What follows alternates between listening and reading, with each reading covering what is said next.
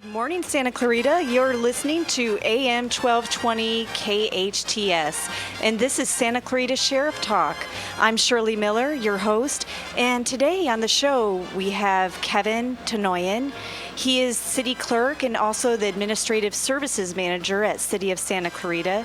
We also have Lieutenant Brenda Cambra representing the Santa Clarita Sheriff's Department Detective Bureau. And we have special guest Emily Iland. She's a local advocate and researcher in the autism field.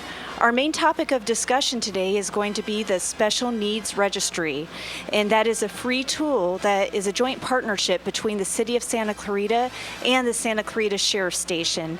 And this tool is invaluable if you have loved ones of any age with special needs. It helps Santa Clarita Sheriff's Station's deputies respond quicker to aid them in case of emergency or in case they should go lost or missing. But I want to thank all of my guests today for taking their time out of all of their busy schedules. And I know you guys all do have busy schedules, so thank you for coming on today. You're welcome. No problem.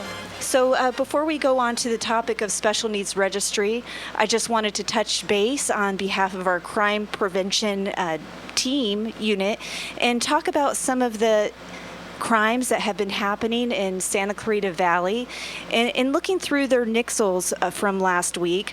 Now, if you're not familiar with what nixles are, this is a service that you can sign up for, and it allows you to receive free personalized crime reports and public safety information that's based specifically to your neighborhood. It also will allow you to receive any alerts or advisories that the Santa Clarita Sheriff's Department or the Los Angeles Sheriff's Department may send out. And if you would like to register for this, you can do so at www.nixle.com. So, Lieutenant Cambra, I just was going to tell you about some of the things that I noticed in the Nixle reports last week. I think based on what I saw, the public really is starting to get the message about locking their car doors. Even if you live in a safe neighborhood, it's always a good idea, lock your doors. Absolutely. But what I did notice with some of the vehicle burglaries is even though the cars are locked, the public, we need to really emphasize the message about not keeping high-end items in plain sight. Absolutely. Anything of value should not be stored in your car. It's just too easy to break in and get it. Certainly, if people can see it or if they believe they see it, they will break your car windows to get in, which is shameful, but it happens very frequently. So certainly take all your high-end items out and lock the car doors, lock up bicycles, lock up anything that Yes. is valuable to you. Thanks for mentioning the bicycles, because I noticed on one of the Nixle reports last week that someone had their bicycle stolen off the patio from their apartment complex. And you may think that your bicycle is safe because it's not right out in public access. But still, lock your bicycle. Don't take the chances. And I noticed Deputy Chris Kraft, he's our Saugus crime prevention deputy. He gave the tip about keeping bicycles locked anytime they're unattended with a good U-type lock. A second choice would be a good case-hardened padlock and cable. Be sure the U-lock or cable goes through the front wheel, rear wheel, and the frame, and it's secured to a fixed object. And then he also recommends using an engraver to place an identifying mark on unpainted major bicycle components, and then keep a good record. Not only do we urge you to keep a record of the serial numbers of your electronics, just in case they're stolen, but also things like bicycles. Certainly, there's a number of electronics that we recover, and we are unable to identify the That's so original sad. owner because Right. they have never provided us with the serial number, which is very sad. Right. So maybe you can put it on your to-do list Do it this weekend. Make a list of all of your electronics, your laptop computers, your iPads, your phones. Now, if you have Apple products, you can log into your iTunes account and also access the serial numbers of your products on there. But it's good to just keep a list of anything that you have is serialized.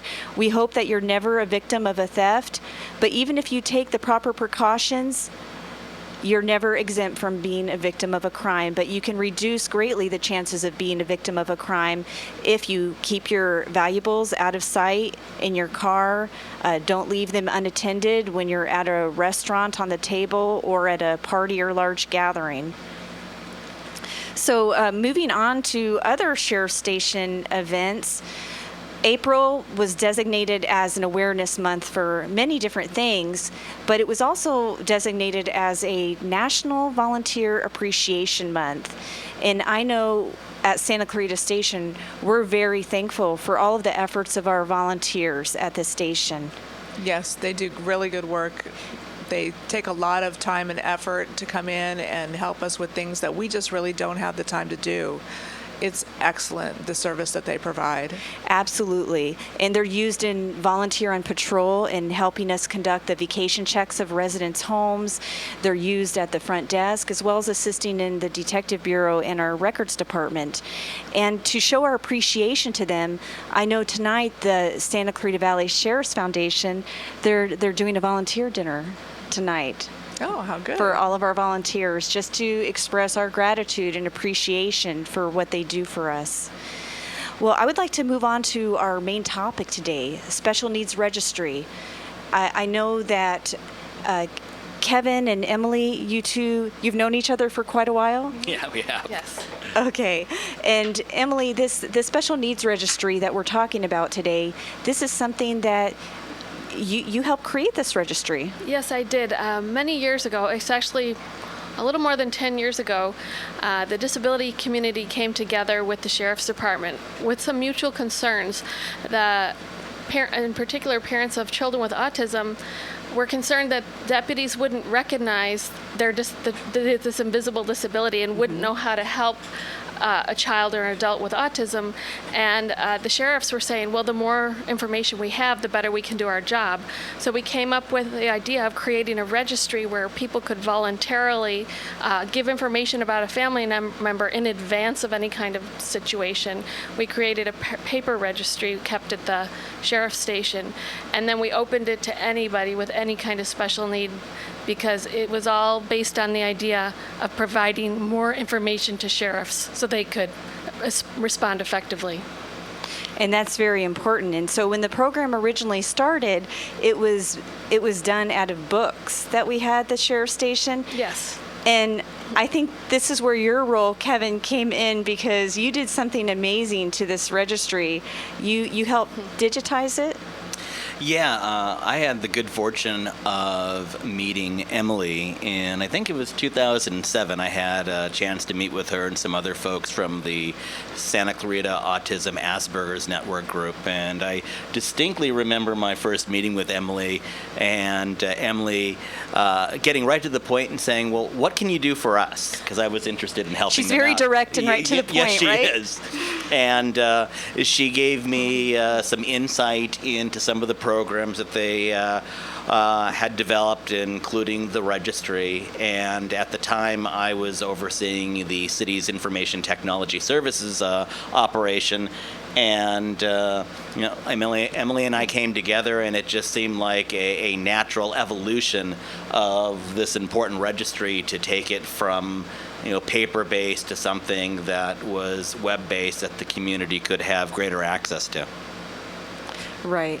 And Emily, you're very passionate about looking out for people with special needs, and I think that you've had some personal experience with this. Yes, my son Tom is 32. He has autism, and I learned to become an advocate to help him, and ended up helping 300 other families here in Santa Clarita for 10 years, and then realized that there are very many common issues that people with all kinds of disabilities face or special needs, including Alzheimer's. We're concerned about safety, and we're concerned about wandering, and we are concerned about having a quick rescue if someone goes missing, and creating a tool that's free to everybody who lives in the Santa Clarita area and is served by our sheriff's station. So And creating the that's a registry. question that I was asked the other night at a meeting. I was asked by a resident of the Stevenson Ranch area. They were really trying to promote awareness about the special needs registry. I think there's so many families who really could benefit from this registry, but they just don't know about it. And so when she heard about it, she said, are Stevenson Ranch residents eligible to put their child in this? Anybody who lives in an area served by the Santa Clarita Valley Sheriff's Station is eligible to be in the registry. Okay, great. And it is the only registry of its kind in Los Angeles County, and for almost a decade, it was about the only registry in California. But the idea is that you provide information in advance through this secure tool online. You provide a photograph. You tell the sheriffs how to help this person, who to contact, what meds they're taking, everything the sheriffs would need to know about the person and would spend a lot of time gathering in an emergency all this information. It's already there at their fingertips if someone's in the registry. Right. This is very helpful for us because, when you finally call the police because there's a problem, everyone there is stressed. It's a very time sensitive. They're very upset.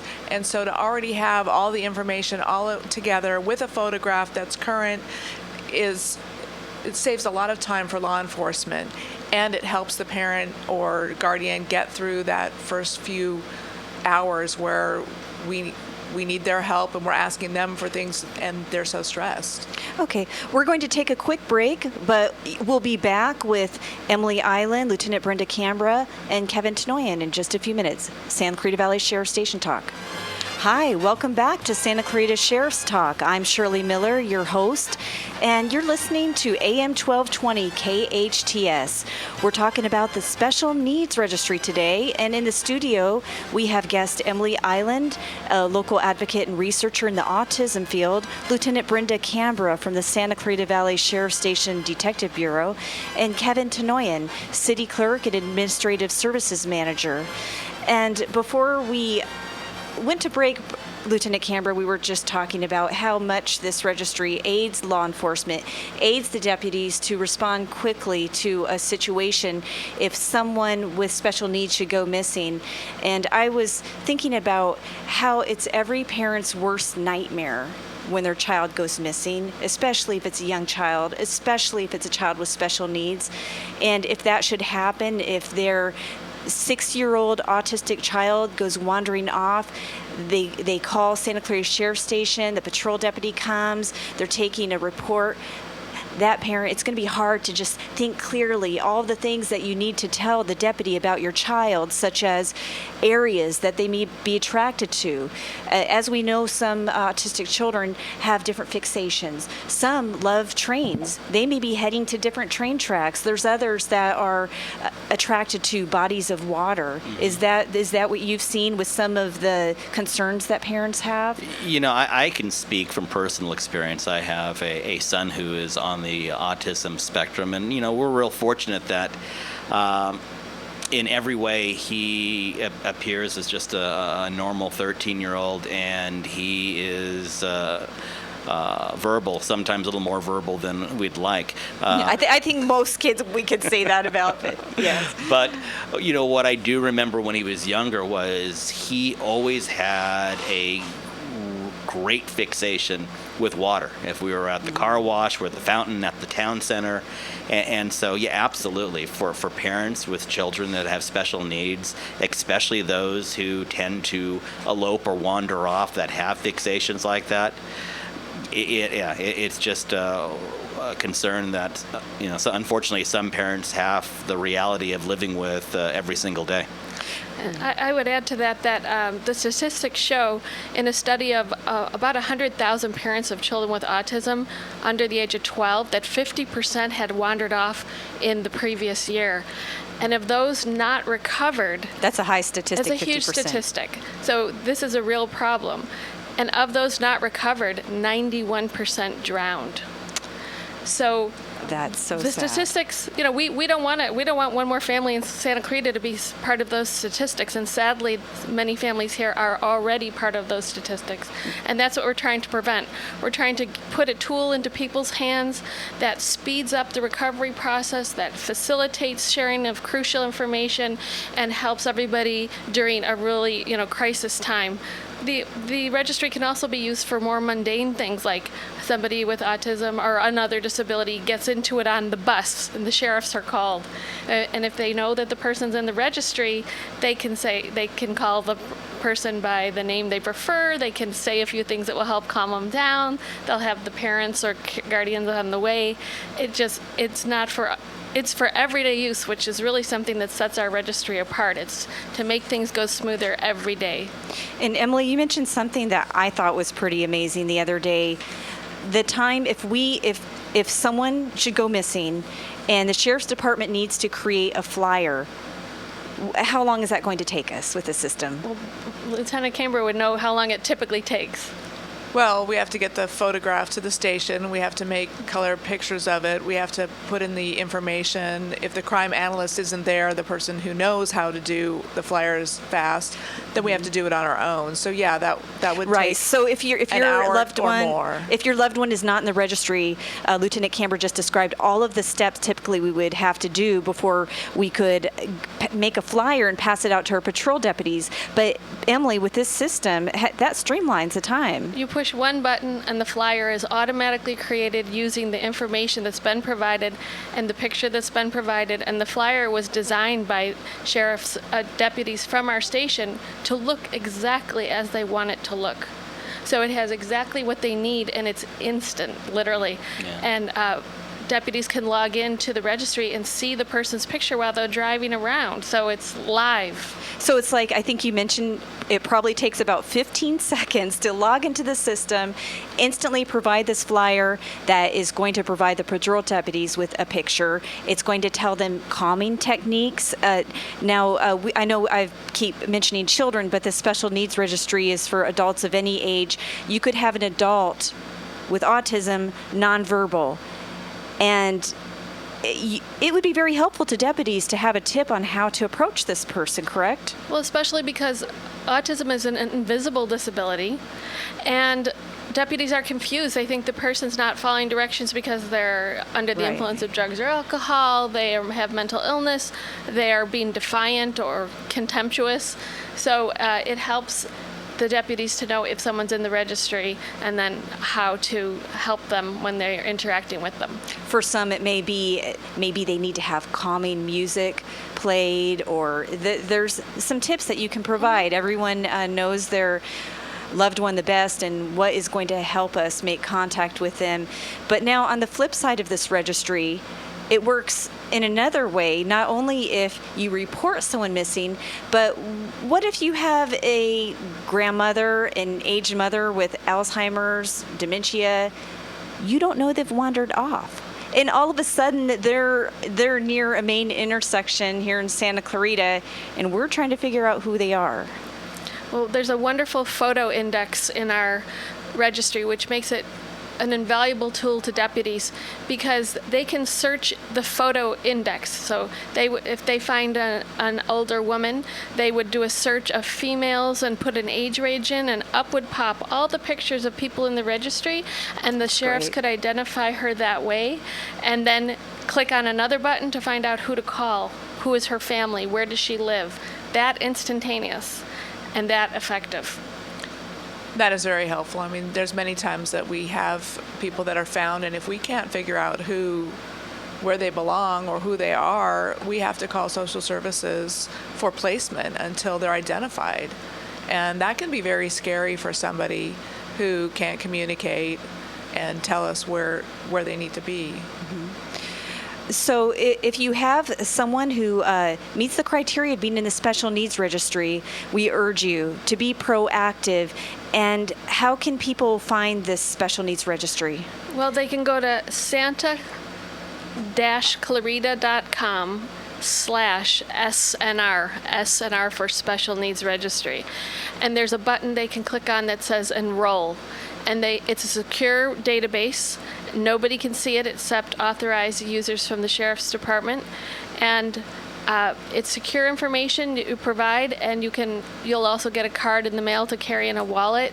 That helps the deputies know if somebody's in the registry. That should be kept with somebody's license or ID card in their wallet and presented at the same time in a safe way. We don't want people reaching in their pocket for their special needs registry card, but a safe way to present it, and provide the picture. And it doesn't take very long at all. And this is information, if it takes you a long time to gather it, think how long it would take you to gather it in an emergency, So it's much better to have a calm Saturday morning to sit down at the computer and do this. And, we know our registry is underused. There are so many people who could benefit, and it would mean so much both to families and to the Sheriff's Department if more people would enroll.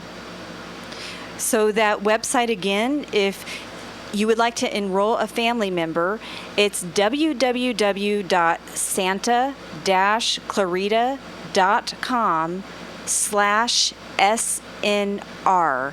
And maybe you don't have a family member to put in there, but spread the word to your friends, to your neighbors. We really would like to see the membership increase in the registry, because we as basically help us to help you, help the Santa Clarita Sheriff deputies recognize and respond to the ones in our community with special needs. Is there anything else that anyone would like to add about the registry?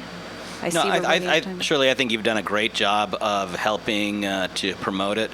I would just echo your comments that this is a invaluable resource for families who have a special needs member, and again, encourage folks to go to the city's website at www.santa-clarita.com/SNR. And as Emily said, it takes about 5 minutes. You can upload a electronic photograph, and you kind of like the old infomercial, you can set it and forget it. Well, thanks to Lieutenant Brenda Cambra, Emily Iland, and Kevin Tonoian, City of Santa Clarita, for coming in today.